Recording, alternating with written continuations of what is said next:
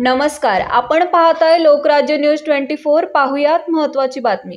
पुण्यामध्ये एक धक्कादायक घटना घडली आहे। पुण्यातील सनशाईन स्पावर पोलिसांनी छापा टाकून वैश्य व्यवसाय उघडकीस आणला आहे।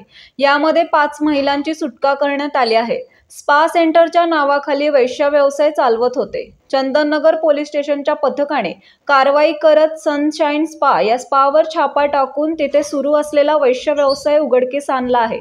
दरम्यान मिळालेल्या माहितीनुसार या कारवाईत 5 पीडित महिलांची सुटका करण्यात आली आहे, तर मुख्य आरोपीसह अन्य 3 जणांना अटक करण्यात आली आहे। मसाज पार्लरच्या नावाखाली अनैतिक धंदा चालवत असल्याची माहिती मिळाल्यानंतर पोलिसांनी सापळा रचत कारवाई केली आहे।